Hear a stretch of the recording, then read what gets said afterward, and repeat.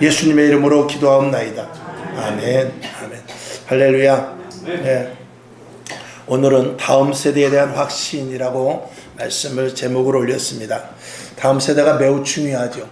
오늘 여기 성경의 본문을 보았을 때 이스라엘 백성들이 광야에 와서 하나님께 질책을 받았는데 무슨 질책을 받았냐면 28절에 있는 대로 내 귀에 들린 대로 내가 행할 것이다. 그러면서 내가 맹세하노니 내 귀에 들린 대로 내가 행할 것이다 라고 무서운 말씀을 하십니다. 그 무서운 말씀은 무엇냐? 바로 경고의 말씀인데 끝까지 회개하지 않았던, 하나님을 원망했던 그런 이스라엘 백성들에 대한 경고죠. 오늘 그래서 몇 가지를 한번 보는데, 이스라엘 백성들이 왜 불평을 했고 왜 가나안 땅에 들어가지 못했나에 대해서 몇 가지를 한번 보겠습니다. 귀에 들린 대로 행하신다고 그랬는데 도대체 무슨 말씀을 하나님께서 들으셨는가? 성경을 한번 보겠습니다. 민수기 14장 2절을 보죠. 자, 시작. 이스라엘 자손이 다 모세와 아론을 원망하며 온 회중이 그들에게 이르되 우리가 애굽 땅에서 죽었거나 이 광야에서 죽었다면 좋았을 것을 그랬습니다. 가나안 땅을 목전에 두고 이들은 광야에서 뭐라고 그러냐면 이 가나안 땅에 들어가기 싫다는 거예요. 애굽에서 차라리 죽이든지 아니면 이 광야에서 죽어버리는 게 낫지 가나안 땅엔 절대 못 들어갔다는 것이죠. 자, 애굽으로 들어가자고 그러는데 다시 14장 3절을 한번 보겠습니다. 시작. 어찌하여 여호와가 우리를 그 땅으로 인도하여 칼에 망하게 하려는고 우리 처자가 사로잡히리니 애굽으로 돌아가는 것이 낫지 아니하리야.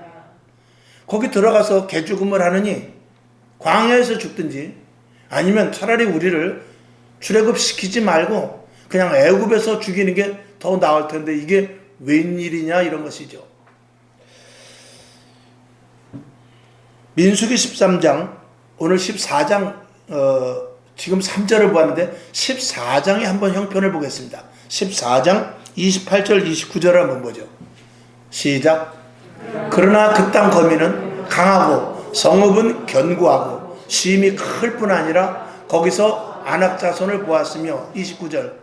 아말렉이는 남방 땅에 거하고 헤딘과 여부스인과 아모리인은 산지에 거하고 가나안인은 해변과 요단가에 거하더이다. 아멘. 28절을 보게 되면은 그러나 이 땅은 거민이 강하다라는 것입니다. 가나안 땅에 있는 백성, 그 부족들은 우리와는 게임이 되지를 않는다는 것이죠. 그리고 그 성읍도 얼마나 견고한지 모르다 이것입니다. 그래서 우리가 거기 가봐야 계란으로 바위치기지 안 되겠다 그 말이죠. 그러면서 민수기 13장 33절을 한번 보겠습니다. 자, 시작. 거기서 또 네피림 후손, 아낙 자손, 대장부들을 보았나니 우리는 스스로 보기에도 메뚜기 같으니 그들이 보기에도 그와 같았을 것이니라. 아멘. 그들에다 대면 우리는 메뚜기 정도밖에 되지 않는 것입니다. 해변에도 산속에도 성중에도 들에도 어디 가든지 그들이 살고 있는 곳곳은 다 장대하고 그리고 강대하고 그리고 덩치 크고 우리보다 힘이 있는 자들이 구석구석 없는 데가 없더라 이 말이에요. 그러니 우리는 거긴 접근도 못하고 거기 가봐야 우리는 메뚜기와 같은 그런 처지인데 그대로 다 우리는 죽게 될 것이다 이거죠. 결국은 하나님께서 화가 났습니다. 이렇게 불평과 불만을 하는 것에 대해서 화를 내고 그러면 그래 너희가 못 들어간다고 하면 내가 들어가지 않게 해주지. 그 대신에 믿음을 가진 자들이 들어갈 것인데 여호수아와 갈렙 그들이 믿음이 있기에 들어갔고 그리고 아직 아무것도 잘 모르는 그 땅에서 있는 20세 이하의 어린 청년들 젊은이들 그리고 거기서 태어난 자들만 가나안 땅에 들어가게 될 것이다 라고 말씀을 합니다. 그러면서 너희 후손 20세 이하들이 가나안 땅에 들어가긴 들어가는데 너희들의 불순종으로 말미암아서 네 자식이 40년 동안 고생을 당하게 될 것이다 그렇게 말해요. 그게 오늘 본문에 읽은 대로 33절의 말씀입니다. 14장 33절 14장 33절을 다시 한번 보죠. 오늘 본문 너희 자녀들은 너희의 패역한 죄를 지고 너희의 시체가 광야에서 소멸되기까지, 너희가 다 죽을 때까지 40년 동안 이 광야에서 유리하게 될 것이라는 것입니다. 사실은 40일이면 간다고 그래요. 홍해를 건너서, 그 다음에 요단강을 건너서 가나안 땅까지 들어가는 그 광야의 여정은 40일 정도면 된다고 그래요. 근데 하나님께서는 40일이면 갈 수 있는 그 광야 길을 그들의 불순종으로 말미암아서 40년간을 거기서 가게 하고, 그리고 너희들의 불순종함으로 말미암아서 너희 자녀들이 억울함을 당하는데 너희 자녀들이 40년 동안 광야에서 죽을 고생을 할 것이다. 그렇게 말씀을 하고 있습니다. 여러분, 오늘 제가 드리는 말씀은 부모 때문에 자식이 복을 받지 못하는 일들입니다. 결국 그들이 가나안 땅은 들어가요. 하나님께서 너희들이 무슨 죄가 있느냐? 부모의 죄이지. 그러나 부모의 잘못된 것을 알아라 이 말입니다. 부모는 계속 40년 동안 불평불만입니다. 애굽이 좋은데 차라리 여기서 죽는 게 낫지 뭐. 가나안 땅은 못 들어간다. 가나안 땅은 못 들어간다. 자녀들에게 계속 가나안 땅은 못 들어간다고 계속 말하는 거예요. 그것을 들으면서 그 자녀들이 거기서 40년 동안 계절을 받게 되는데, 40년 동안을 지나면서 불기둥, 구름기둥, 반석을 통한 만나, 매출하기, 이런 것을 들으면서 그 부모 세대에 한 사람 죽고 두 사람 죽고 100명 죽고 200명 죽고 1000명 죽고 10,000명 죽고 200만 명 되는 그 장정들이 다 죽고 나서 그들이 이제 장사하면서 무엇을 보냐면, 불순종하면 저렇게 죽는구나, 가나안 땅에서는 저러면 안 되겠구나 하는 것들을 하나하나 배워가게 되는 것입니다. 오늘 이 시대적인 사명을 보면서 우리나라의 지금 이 시대를 한번 조명을 해보고자 하는 것입니다. 반드시 이 불평과 불만은 하나님이 가장 싫어하는 것입니다. 우리가 아무리 힘들고 어려워도 불평과 불만은 하면은 안 됩니다. 이 땅에 우리에게 주어진, 더군다나 이 대한민국에서 불평과 불만이 있을 수 없죠. 그 어느 나라보다도 대한민국보다 잘 살고 잘 먹고 풍족한 나라가 어디 있습니까? 미국이 잘 산다고 그래도, 또 유럽이 잘 산다고 그래도, 이 외국을 갔다 온 분들이 이 대한민국을 그래도 사랑하는 이유는 뭐냐면, 가장 치안이 잘 돼 있고 자기 마음먹은 대로 얼마든지 할 수 있는 것은 그래도 대한민국이라는 것입니다. 이런 대한민국 속에서 우리 자녀들을 무엇으로 키워야 되느냐? 신앙으로 키워야 되죠. 왜? 하나님께서 우리들에게 잘 먹고 잘 살게 해주신 것은 자녀들 잘 키워서 하나님의 백성 만들라는 것입니다. 너무 힘들고 너무 어렵고 너무 고단하고 어려운 일, 환난이 생기면 자녀들에 대해서 제대로 된 관심을 갖지 못할 수 있기 때문 아니겠어요? 근데 우리가 그런 것들을 많이 지금 망가뜨리고 있는 것에 대해서 말씀을 드리고자 하는 것입니다. 사실 우리가 불평과 불만의 이유 중에 여러 가지 몇 개가 있는데, 불평과 불만의 이유 중에 하나는 자신과 생각이 맞지 않을 때입니다. 사람들과의 생각이 맞지 않으면 헤어지면 돼요. 근데 하나님과 맞지 않는 것을 맞서서 싸울 수 있습니까? 하나님과 나와의 생각이 맞지 않는다고 해서 내가 하나님을 떠날 수는 없지 않습니까? 물론 하나님을 떠난 사람들이 있죠. 가룟 유다를 비롯해서 사울왕도 마찬가지입니다. 오늘 우리들은 절대로 내 생각과 하나님의 뜻이 맞지 않는다고 해서 우리는 하나님과 불평과, 하나님 앞에서 불평과 불만을 할 수 있는 것은 아닙니다. 하나님의 기준으로 우리를 구원했고 하나님의 기준으로 우리를 이끌고 가실 것입니다.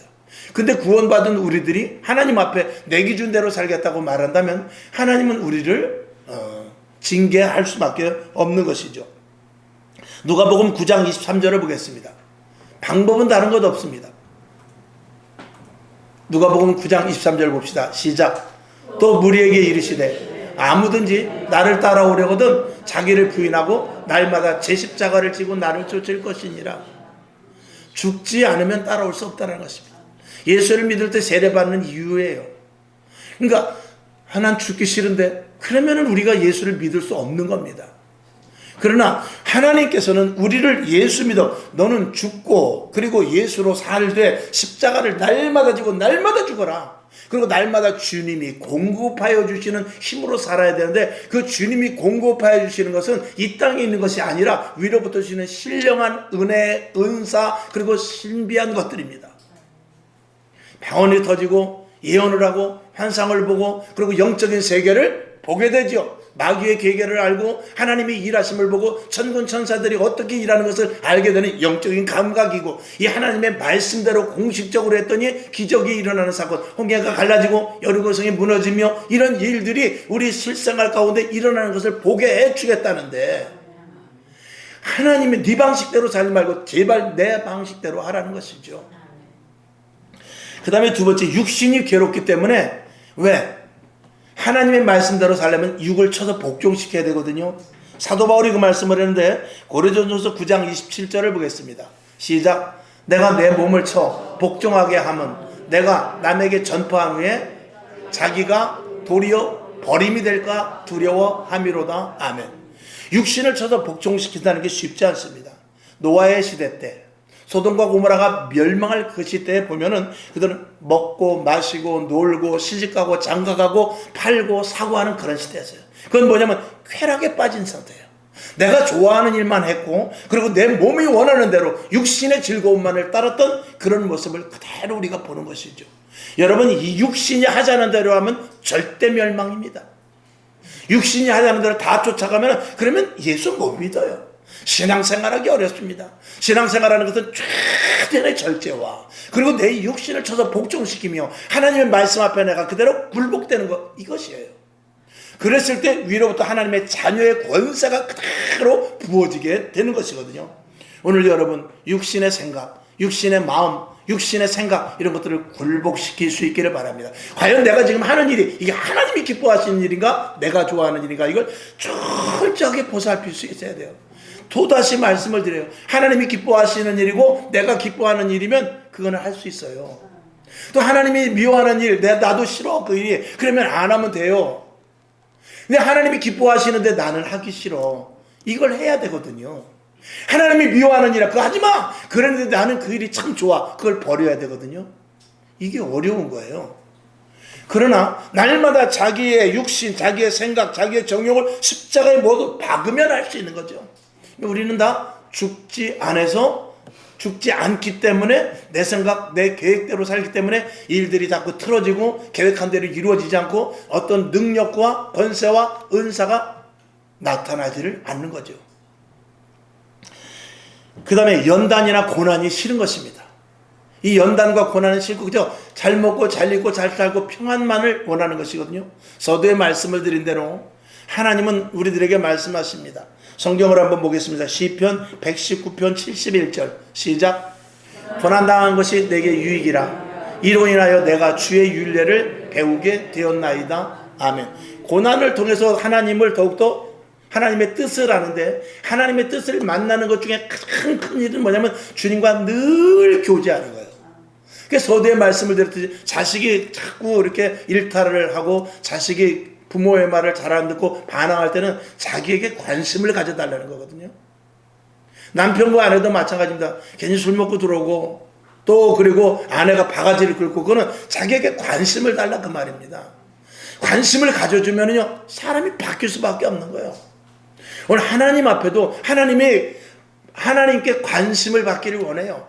나의 존재를 좀 인정해 주렴. 그리고 나와 대화 좀 하자. 나와 교제를 하자.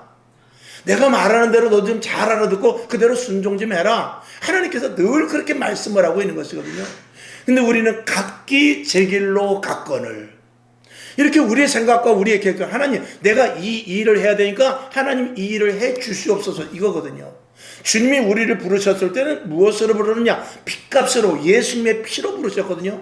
내가 너를 부른 것은 네가 좀 내 일을 좀 해줘라, 이거거든요. 근데 우리는 그게 아니고, 주님 내 일을 해주셔야 내가 교회 다니겠습니다.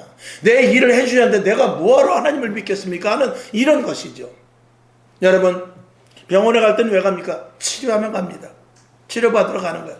그럼 치료받고 나면 병원에 갈 일이 없죠. 근데 교회는 그런 것이 아닙니다. 교회는 치료받고 회복받고 그리고 내가 구원의 그 감사, 거기까지 도달해야 되거든요.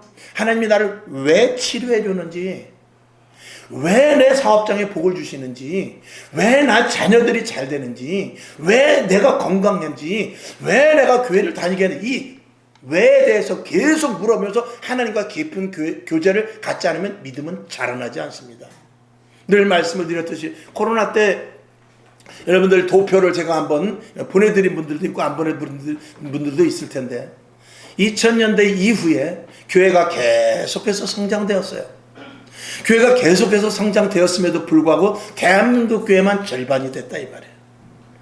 도표를 보니까 세계적인 도표, 기독교의 도표를 보니까 2000년 이후부터 2022년까지 코로나 막 끝났을 때까지 2022년까지 9억에서 13억으로 늘었어요. 기독교인의 숫자가. 2019년도부터 2022년도까지 코로나 3년대는 그 증가세가 거의 이렇게 그냥 약간 늘은 정도였어요. 근데 우리나라는 그러니까 9억에서 13억으로 인구가 늘었단 말이에요. 기독교 인구가. 근데 우리나라는 대한민국 2000년도에 그때 대한민국 교회 성도수가 몇 명이었냐면 1200만이었어요. 1200만이었는데 2022년도가 되면서 세계 기독교인은 늘었는데 우리나라는 600만으로 절반이 줄어버렸어요. 교회도 8만 교회에서 4만 교회에서 4만 5천 교회로 줄어버렸어요. 대한민국 교회는 새벽 예배 드리죠. 저녁 예배 드리죠. 밤기도 하지요. 철야기도 하지요. 신방하지요. 수련회하지요. 부흥회하지요. 그랬음에도 불구하고 대한민국 교회만 유독 코로나 때 줄었어요. 그건 뭡니까? 구원에 대하여서 내가 예수를 믿어. 치료되었어. 복받았어. 병원에 가니까 약 먹고 나와서 병원 안 가는 거죠. 가서 다리가 부러져서 고쳤어. 병원 갈 일이 없죠. 똑같은 방식의 교회 운영이에요. 그러니까 구원받았으면 여러분 어떤 짓을 해도 하나님이 천국 가게 합니다. 이런 나름대로의 좋지 않은 그 구원의 얕은 부분만 구원의 첫 단계, 즉 어린아이 신앙에서 장성한 분량으로 자라나지 못하는 그리고 성경 말씀을 통해서 훈련된 것이 아니라 성경 공부만 딜이 한 거예요. 쉽게 말하면. 성경의 지식은 있지만 성경 말씀에 따라 움직이는 신앙이 없었어요. 성경 말씀을 외우긴 했는데 빛과 소금의 역할을 감당하면서 자기가 녹아지고 자기가 희생하고 자기가 빛을 비치는 일은 전혀 하지 않았죠. 그러니까 한국 교회는 구원받았다고 교회는 나오지만 구원받은 신자가 적으니 힘들고 어려울 때 와수수 다 무너지게 된 것입니다. 외국은 그렇지 않았어요. 집중적으로 훈련과 그리고 분명한 하나님의 살아계심을 정말 바르게 가르쳤던 것이죠. 여러분 왜 우리가 밤마다 기도를 합니까? 왜 새벽에 기도를 하고 새벽 예배를 365일 드리며 왜 우리가 오늘도 모이기를 힘쓰고 설교가 길어지고 그렇게 하는 것이죠? 여러분 내가 구원받은 것은 하나님의 은혜요. 그건 내가 할 수 없는 거예요. 그건 하나님만이 하시는 거예요. 그러나 구원 이후의 모든 생활은 내가 하나님과의 교제 속에서 성령의 도우심으로 이루어 성장되어 나가는 거예요. 그리고 그때부터 하나님의 축복은 구원받은 축복은 내가 하늘나라에 가는 그 도장 인치심 그거 외에 우리가 구원받고 그때부터는 하나님께 헌신하고 봉사하고 그리고 착각하고 충성된 종으로 하나님 앞에 일할 때 하나님께서 우리들에게 복을 주시는 거죠. 오늘 여러분 우리의 신앙에 대해서 다시 한번 잘 생각해 봐야 되는데 지금 기성세대가 저희 어머니가 계셔요. 제가 있어요. 제 자식이 있어요. 믿음의 분포도를 보면 저희 어머니의 신앙이 100이라면 저는 50밖에 안 돼요. 그러면 제 자식은 30밖에 안 돼요. 지금 그게 전체적인 이 대한민국의 믿음의 구조예요. 지금 대한민국의 구조가 우리 어머니가 20이고 제가 50이고 제 자녀가 100이 돼야 되거든. 왜? 마귀는 그렇게 됐어. 마귀는 점점 그 상승세가 아주 가파르게 올라가. 근데 우리의 신앙은 거꾸로 100에서 50에서 30에서 20으로 지금 떨어지고 있는 게 대한민국 믿음의 현 주소예요. 여러분의 자녀가 여러분보다 믿음이 좋은 사람이 몇 프로나 됩니까? 우리 부모 세대보다 우리 자식의 세대가 제 세대가 우리 부모의 세대보다 믿음이 좋은 프로테이지가 몇 프로나 됩니까? 불과 20-30%예요. 절반이 되지를 않아요. 교회도 마찬가지입니다. 목사님이 훌륭해 큰 교회를 지어가지고 정말 성도들을 어떻게 해서든지 한 영혼이라도 구원하려고 교회를 짓고 정말 오게 했는데 그 다음 세대 자제분들이 목회 대를 이어가면서 그 영역의 절반도 따라가지 못하는 예를 저는 너무나 많이 보았고 지금 현실이 그렇게 돼 있어요. 장로님의 자식이 권사님의 자식이 안수 집사님의 자식들이 그대로 그 신앙을 따라가지 못하는 것을 저는 너무나 많이 보았어요. 그 결과는 어떻게 되느냐? 오늘 성경을 통해서 볼 때는 너희들의 패역함 때문에 너희 자녀들이 40년 동안 유리하리라. 저주의 말씀이에요. 깨닫고 회개하라는 말씀이죠. 저는 40년이라고 그러니까 공포했을 때 그때 부모들이 돌아섰어야 돼요. 하나님은 40일에 갈 기간을 40년으로 연장해놓고 맹세한다고 했지만 하나님의 맹세가 우리의 회개 앞에서는 무너질 수밖에 없는 거예요. 아마도 그 당시에 여호수아와 갈렙을 따라서 10명의 정탐꾼들을 너희들 같으면 안 된다 하고 그들을 배척해버리고 여호수아와 갈렙까지 그렇습니다. 들어갈 수 있습니다. 우리가 잘못했습니다. 만일 지금 여호와의 그 맹세대로 우리가 40년 동안 여기서 유리 방황하다 죽고 자녀들 세대만 들어간다 한다면 그걸 감수하겠습니다. 우리의 잘못입니다. 하나님, 나는 오늘부터 이제 내 자식들이 가나안 땅에 들어갈 때까지 회개만 하겠습니다. 잘못된 것을 고치겠습니다. 그리고 하나님만 바라보고 만나도 감사하고 메추리도 감사하고 또 오아시스도 감사하고 반석에 터지는 물도 감사하겠습니다. 그리고 그렇게 남은 여생을 살겠습니다 했다면 하나님의 맹세는 변경됐을 수도 있는 거예요. 근데 그들은 끝까지 결국 그 자리에서 다 죽어버렸어. 광야에서 다 죽어버렸어. 그리고 그 자녀들만 가나안 땅에 들어가게 된 거죠. 이 시대 그렇습니다. 부모들이 먹고 입기 힘든 시대라 자녀들을 제대로 신앙교육을 하지 못한 그런 부분들이 있어요.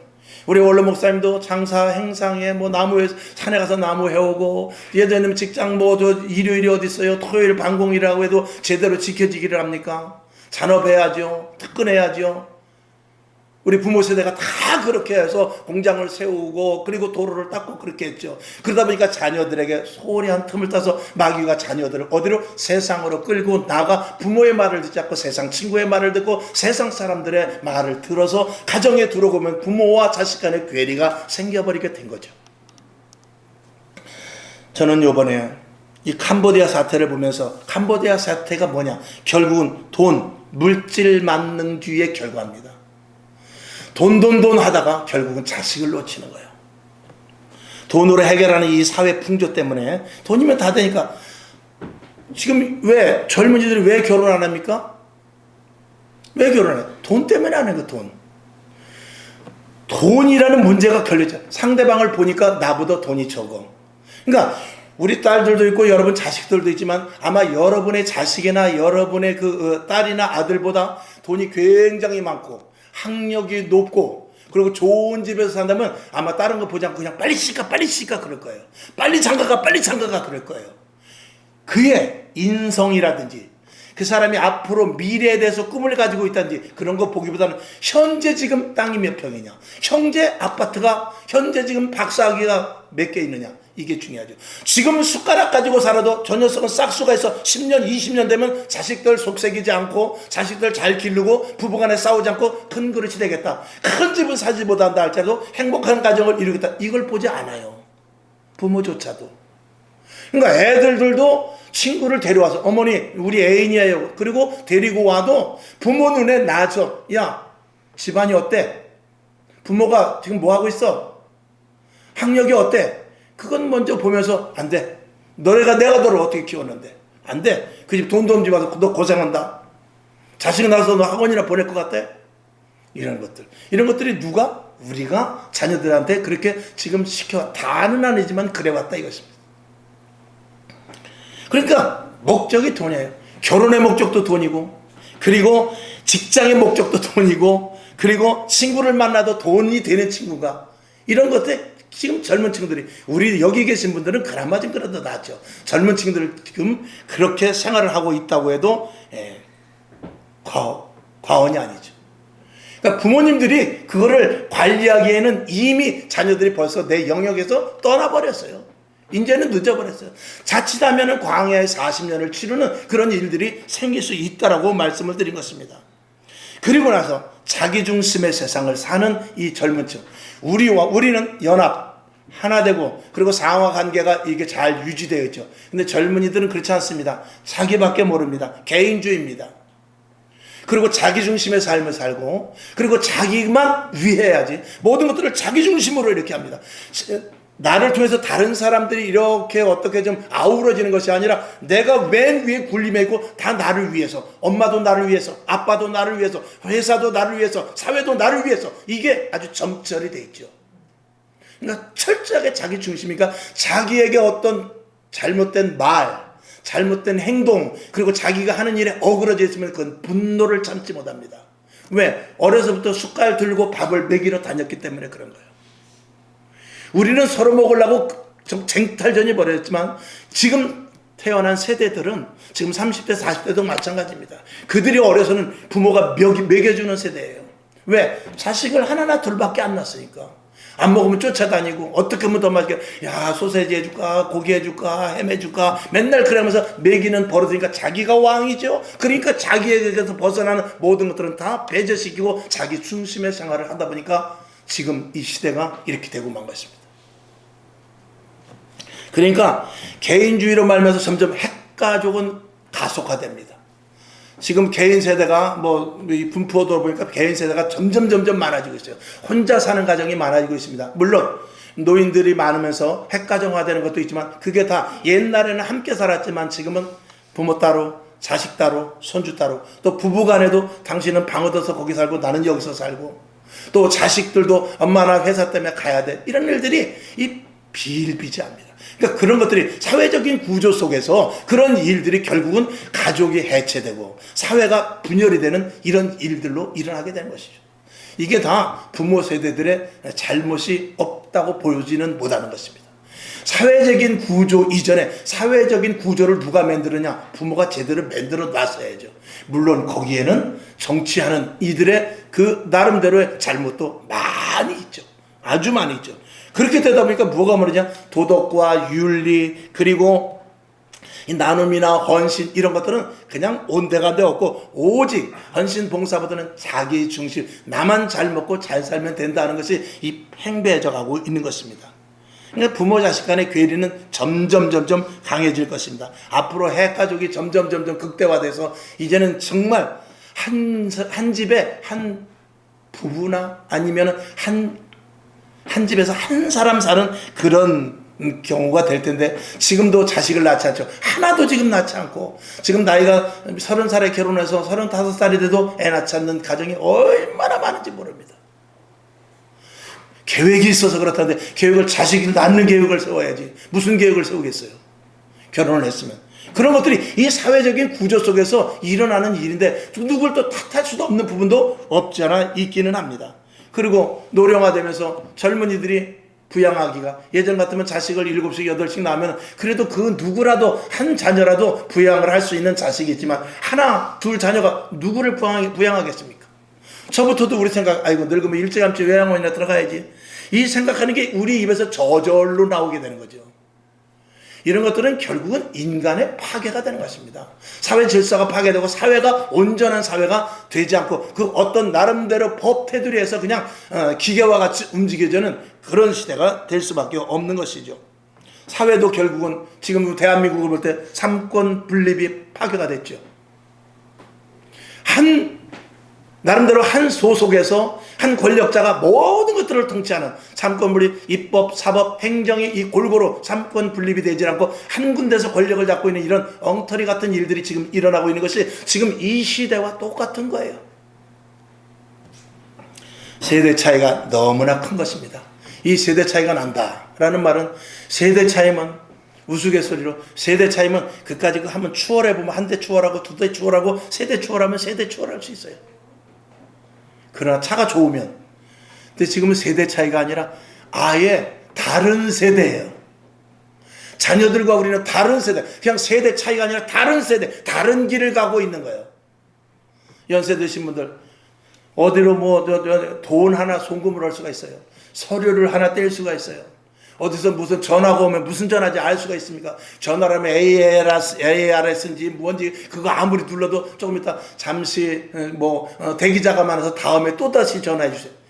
미치고 환장할 노릇입니다. 그런 시대들을 지금 젊은이들은 의뢰 그런 줄 알고 그대로 살아요. 그것이 나쁘고 좋고를 떠나서 그만큼 인간의 벽이 생기더라 이 말입니다.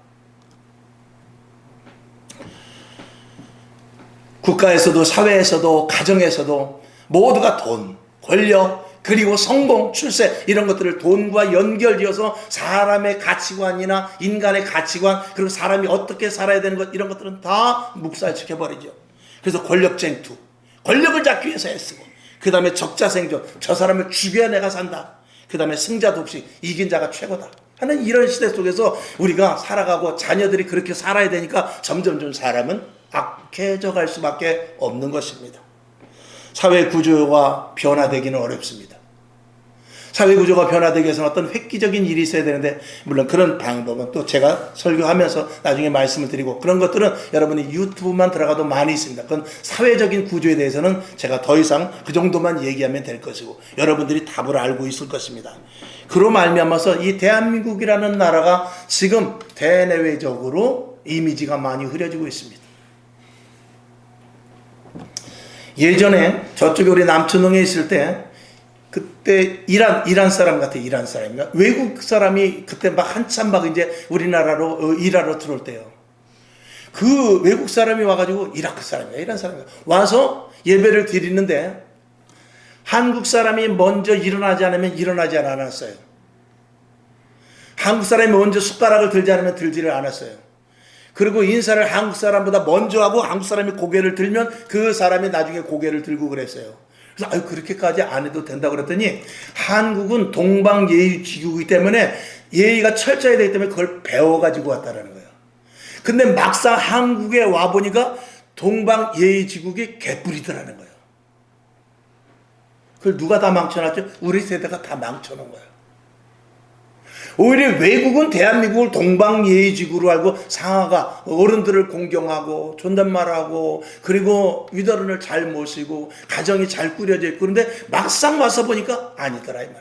다 해체돼 있고 다 흩어져 있고 도덕윤리는 감대 없고 어른아이도 없고 이런 시대가 된 것을 보고 외국 사람들이 깜짝 놀라니까 한국이 바깥에서 봉고하는 별볼일 없구나. 그러니까 자기 마음대로 범죄하고 자기 마음대로 싸우고 자기 마음대로 사람 죽이고 하는 이 외국인들의 풍토가 거기서부터 시작된 거예요. 캄보디아 사태에 따라서 캄보디아 사태에 대해서 잠시 한번 성경적으로 한번 제가 좀 보고자 합니다. 이 지금 뭐 보이스피싱을 통해서 외국에서 돈 많이 준다니까 나갔다는데 거기에 꼬드겨서 나간 사람도 문제가 있겠죠. 예를 들어서 월급을 뭐 한 달에 1,000만 원 준다고 단기간에 3개월만 일하면 된다고 당신이 가진 기술 그것만 가지면 3개월이면 된다고 하는 그런 것들을 이렇게 이메일로 혹은 광고를 보내고 보이스피싱으로 하죠. 버젓하게 또 광고를 냅니다. 그럼 그 광고를 보고 전화를 하는데 누가 많이 전화를 하냐? 서울 수도권에 사는 사람들은 전화를 잘 안 합니다. 저 시골이나 아니면 이 수도권에 살아도 소외된 계층 돈도 못 벌고 내가 대학이라고 나왔는데 대학 나오고 이게 무슨 짓인가 할 때 그런 것들에 미끼에 넘어가기 마련이죠. 또 그 다음에는 이제는 그 수법을 다르게 해가지고 이 대한민국에 아예 지사를 만드는데 회사를 만들어가지고 거기서 몇 달 동안 일을 아주 뭐 무역회사 같이 잘하는데 3개월이고 6개월이고 그 다음에 한 6개월 정도고 3개월이고 지난 다음에 해외 출장 좀 갔다 와야 된다고. 그리고 캄보디아나 월남으로 해외 출장을 보내는 거예요. 중국으로 보냈다든지. 그럼 거기에 이제 가자마자 딱 잡히는 거죠. 꼼짝 못하고 가는 거예요.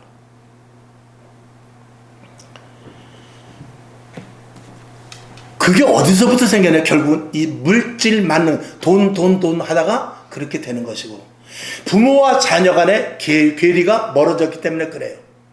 자, 지금 제 딸이 여기 있습니다. 제 딸이 만약에 캄보디아를 간다. 아니, 캄보디아라고 직접 말하지 않을 수도 있죠. 베트남이나 중국 간다고 칩시다. 그러면은 제가 그래? 회사에서 출장 왔어?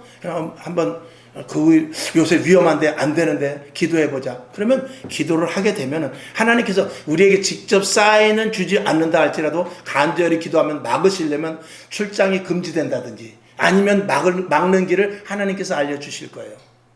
그런데 만약에 저하고 우리 딸하고 관계가 그렇게 좋지를 않아. 우리 아버지 목사라고 해봐야 뭐 맨날 교회 일만 하지 나한테는 관심도 두지 않고 만약에 그런 딸이라면 우리 딸이 만약에 아빠 나 요번에 회사에서 저기 출장 갔다 오는데 지금 월급 얼마 받는데 3배로 준대. 거기 갔다 오면은 3배로 준대. 나 가야 되겠어.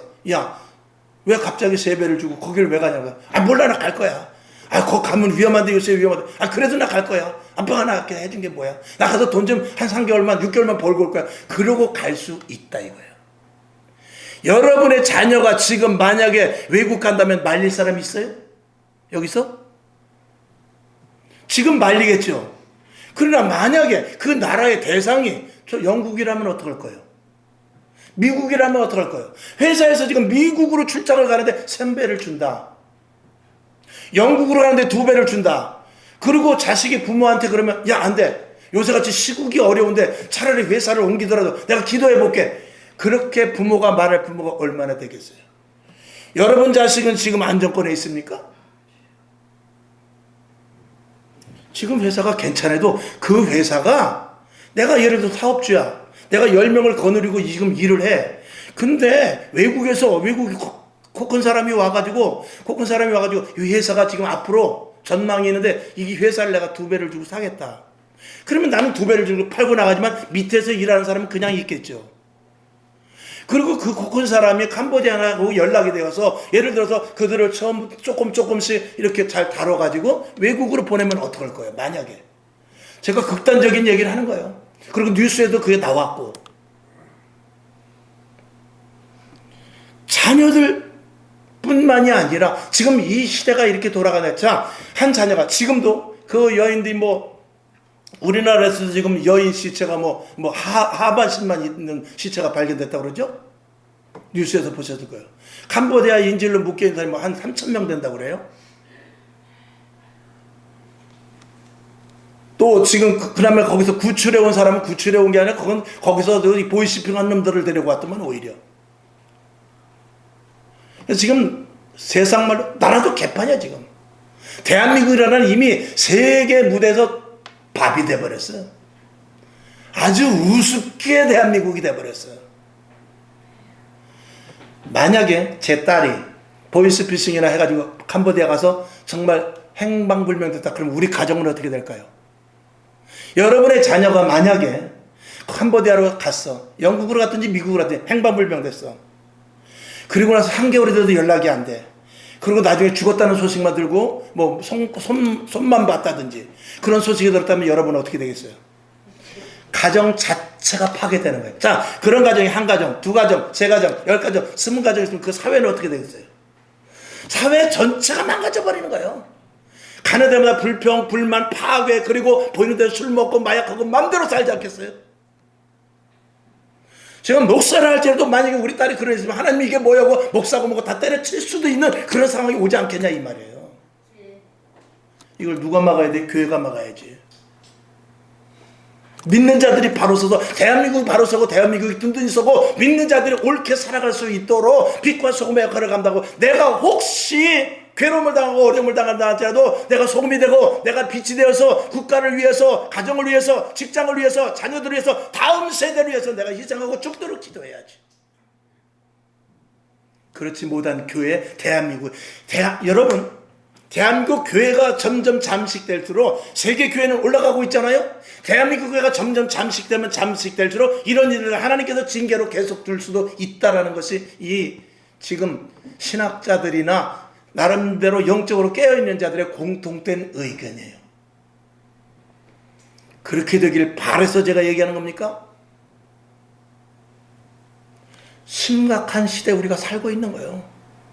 한 가정의 파괴는 그 전체가 다 파괴되는 거예요. 2가정의 가게는 그 지역이 다 파괴가 되는 거예요. 10가정이 파괴되면 국가가 파괴되는 거예요. 안 먹던 사람이 술 먹고 다니겠죠. 그까짓 거 직장을 다녀서 뭐 하겠냐? 만나는 사람마다 시비 걸면 왜 나를 삐딱한 눈으로 보지? 하고 그냥 아무거나도 들어서 찌를 수 있는 그런 이 품성이 저절로 모르게 자기 가정의 폐해함으로 말면서 생길 수 있다 이거예요. 그러면 그 사회는 극도로 혼란해지는 거죠. 교회를 점점 없애려고 하고 없애라는 세력이 있고 교회가 점점 지금 문이 닫아지고 있고 교회가 점점 지금 교회의 가치를 떨어뜨려가고 있는 이때에 저와 여러분 마지막 예수를 믿는 사명이 무엇이냐 이거예요. 이거 알지 못하면 안 됩니다. 자녀들을 강제로라도 끌어서 교회에 데리고 와야 돼요. 남편과 아내 타협할 때가 아닙니다. 예수 믿어서 예수로 성령에 충만한 사람이 되어서 세상에 나서 빛과 소금의 역할을 능히 감당해야 돼요. 이 부분에 대해서는 또 다음 시간에 제가 말씀을 드릴 것입니다. 지금 시대 여러분 시대적 사명을 가지고 마지막 때 부르신 거예요. 하나님 감사합니다. 우리 집에 그래도 제가 밤에 잘 때 춥지 않아서 감사합니다. 우리 부모가 그래도 나를 잘 낳아주셔서 그래도 대학까지 나와서 감사합니다. 냉장고에 문을 열면 먹을 게 있어서 감사합니다. 나름대로 이렇게 자동차를 타고 다니고 전철도 있고 이렇게 편리한 생활에서 감사합니다. 이렇게 감사할 것만 외칠 것이 아니라 왜 그런 환경을 주고 왜 그런 환경 속에서 예수를 믿게 했는지를 알아야 되는 거예요. 한쪽에서는 썩어가는지 모르고 한쪽에서는 부패해져 가는지 모르고 한쪽에서는 밑둥이 썩는지를 모르고 위에서는 먹고 마시고 시집가고 집 사고 팔고 하는 이런 일 속에 지금 밑둥은 썩어져 가고 있다 이 말이에요. 어딜 놀러 갑니까? 어딜 먹으러 갑니까? 어딜 쉬러 가요? 어딜 예배를 빠지고 어딜 갑니까? 있을 수 없는 일이죠. 사태의 심각성을 안다면. 오늘 하루를 제가 말씀드리는 게 아니에요. 앞으로 신앙생활 그런 감동과 그런 자세를 갖지 않고 신앙생활하면 절대로 하나님의 앞에 갔을 때 네가 깔고기야? 네가 양이야? 라고 책망받을 수 있습니다. 오늘 여러분 말씀 심각하게 잘 받아들이시고 어쨌거나 이 사회적인 수습은 교회밖에 할 수 없습니다. 교회가 최후의 보루예요. 그래서 하나님은 교회를 남겨놓으시고 예수님께서 십자가에 못 박혀 돌아가시고 2000년 동안 교회로 말미암아서 세상이 유지된 거예요. 성경을 한 절 보고 말씀을 맞추죠. 마태복음 5장 13절부터 16절까지를 보고 말씀을 맞춥니다. 시작. 너희는 세상의 소금이니 소금이 만일 그 맛을 잃으면 무엇으로 짜게 하리요? 후에는 아무 쓸데없어 다만 밖에 버리워 사람에게 밟힐 뿐이라. 너희는 세상의 빛이라. 산 위에 있는 동네가 숨기우지 못할 것이요 사람이 등불을 켜서 말 아래 두지 아니하고 등경 위에 두나니 이러므로 집안 모든 사람에게 비추느니라. 아멘. 16절. 이같이 너희 빛을 사람 앞에 비추게 하여 저희로 너희 착한 행실을 보고 하늘에 계신 너희 아버지께 영광을 돌리게 하라. 소금은 부패하지 않게 하는 것입니다. 소금 자체가 있음으로 말미암아서 부패가 되질 않아요. 저와 여러분 교회가 든든히 세워져야 돼요. 성도 한 사람 한 사람이 성령 충만하면 사회는 부패하지 않습니다. 기도하겠습니다. 아버지 하나님 감사합니다. 매우 심각한 이야기일 수 있지만 우리 심령 속에 정말 이 충동이 돼야 됩니다. 그리고 각성이 돼야 됩니다. 이건 우리가 하루하루 지날 일이 아닙니다. 오늘 주님 오시면 어떡할 거예요? 내일 주님 오시면 어떡할 거예요? 올 연말에 주님 오시면 어떻게 하냐 이 말이죠. 하나님 아버지 심각성을 가지고 우리가 세상에 나가서 빛과 소금의 역할을 감당하고 교회가 왜 있어야 되고 교회가 왜 부흥돼야 되고 성도들이 왜 변화돼야 되고 성도들이 왜 성령 충만해야 되는 것에 대해서 다시 한번 생각하는 시간 되게 하여 주옵소서. 예수님의 이름으로 축복하고 기도합니다. 아멘.